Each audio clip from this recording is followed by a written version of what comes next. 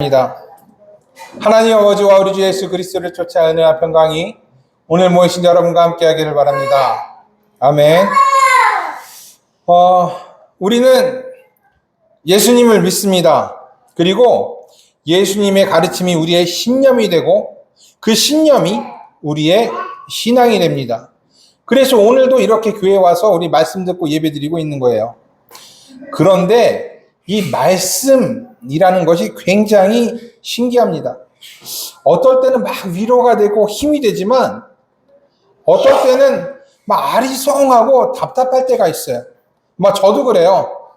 막 그냥 성경 읽을 때 막 좋을 때도 있지만 어떨 때는 그냥 저 밑에서 그 단전에서 짜증이 그냥 확 올라와서 치밀 때가 있어요.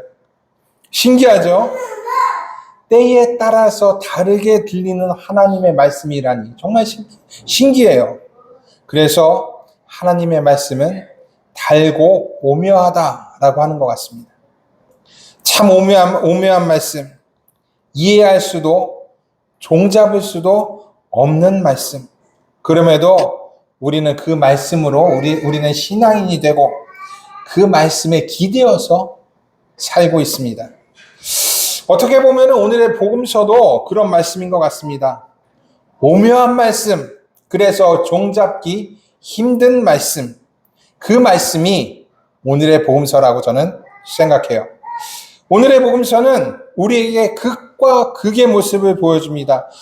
제자들을 보면 어때요? 참 답답합니다. 예수님의 말씀을 이해하지도 못하고 자기들끼리 그냥 잘났다고 막 싸워요. 그런데 말이에요. 이런 싸우고 있는 제자들에게 예수님께서는 끝이 되어라, 꼴찌가 되어라 라고 말씀하세요. 이렇게 말씀하시는 예수님도 사실 우리는 잘 이해하기가 어렵습니다. 게다가 예수님 뭐라고 말씀하세요? 어린아이를 영접해라 라고 말씀하세요. 그 의미에 대해서는 알겠어요. 하지만 어린아이를 영접하다니요. 지금도 이해하기가 힘든 말씀이지만 당시에는 더욱더 이해하기가 어려운 말씀이었을 것입니다. 당시에 유대 공동체에서는 서열이라는 게 존재했어요. 모든 유대 공동체가 다 똑같았습니다. 모든 공동체에는 상하의 관계가 있었습니다. 천국에 대한 가르침도 마찬가지였어요. 랍비들은 천국의 주민들을 7등급으로 나누고 있었어요. 쿰란 공동체, SNF하죠. 쿰란 공동체에서도 천국에서의 서열을 나누고 있었습니다. 지금 우리의 세상보다도 더 명확한 상하의 관계가 있었다라는 것이에요. 그래서 제자들은 너무나도 당연히 이 문제 가지고 다투기 시작한 겁니다. 그런데 예수님께서는 제자들에게 무사람의 끝이 되라고 말씀하세요. 모든 사람의 꼴찌가 되어라라는 말이에요. 그리고 어린아이를 영접하라고 말씀하십니다. 이 어린아이를 영접하라라는 말씀은 아이처럼 순수하게 되라라는 말씀이 아니에요. 말 그대로 주님을 영접하듯이 어린아이를 영접하라는 겁니다. 이것이 상하 관계가 똑바로 명확하게 잡힌 사람들에게 어떤 영향을 줄 수가 있었을까요? 한 귀로 듣고 한 귀로 흘리진 않았을까요? 그럼 여러분들은 어떠세요? 지금 이 뒤에 우리 교회 카페에 우리 주일학교 어린아이들이 있는데 그들을 주님처럼 영접하실 수가 있으세요? 저는 어제도요, 우리 애들에게 반찬 투정한다고 숙제 안 하고 딴짓한다고 막 꾸중을 했습니다. 아이들을 주님처럼 대했다면 그렇게 하지 않았을 거예요. 아이들이니까 꾸중한 겁니다.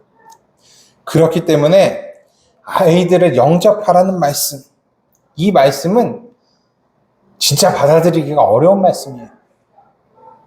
무사람의 끝이 되라는 말씀도 마찬가지입니다. 이 세상 모든 사람들이 1등을 요구하고 있는데 그래야 이 경쟁의 사회에서 좀 잘 나갈 수 있는데 이 세상에서 꼴찌가 되어라 라는 말씀은 어불성설이에요. 제자들도 마찬가지였겠죠. 그 세상도 마찬가지였어요. 그래서 제자들은 32절의 말씀처럼 예수님의 말씀을 깨닫지도 묻기도 두려워했던 것입니다. 예수님의 말씀이 우리의 생각과 너무나 달랐기 때문에 그래요. 오늘의 복음서 시작부터 다시 한번 보도록 하겠습니다. 오늘의 복음서는 예수님과 제자들의 암행, 아무도 모르게 가는 거로부터 시작됩니다. 우리 30절에 있는 말씀이에요. 그곳을 떠나 갈릴리 가운데로 지날새 예수께서 아무에게도 알리고자 아니하시니 라고 쓰여져 있어요. 왜 예수님은 제자들과 함께 암행하셨을까요? 그 이유가 요 밑에 31절에 굉장히 잘 나타나 있습니다.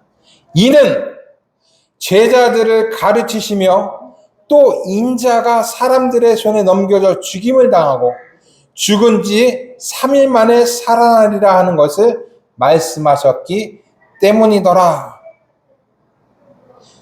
제자들과 함께 암행하신 이유, 그것은 자신의 죽음과 부활을 가르치셨기 때문입니다.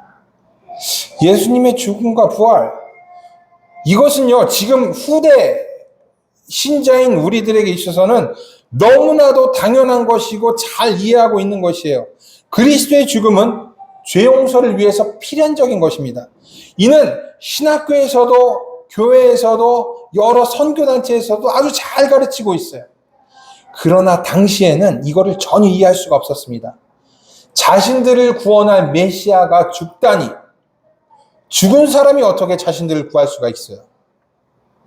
로마로부터, 주변의 강대국으로부터, 혼탁한 정치와 독재자로부터 자신들을 구할 메시아가 죽어야 한다는 것은 말이 안 되는 것이었어요. 그런데 예수께서는 제자들에게 자신의 죽음을 말씀하셨습니다. 그리고 가르치셨어요. 오늘의 복음서에서는 이 가르침에 대해 자세히 쓰여져 있지는 않습니다. 인자가 사람들의 손에 넘겨져 죽임을 당하고 죽은 지 3일 만에 살아나리라 라는 이 말씀만이 쓰여져 있습니다. 하지만 저는 예수님께서 구약의 예언들에 대해서 가르쳤을 것 같아요. 그렇게 생각합니다. 하나님의 어린 양에 대해서, 대속에 대해서, 그리고 메시아의 죽음에 대해서 가르치셨을 것입니다. 그리고 이것은요, 제자들에게 큰 충격이었을 것이에요. 자신들이 생각하는 메시아의 모습과 너무나도 달랐기 때문에 그렇습니다.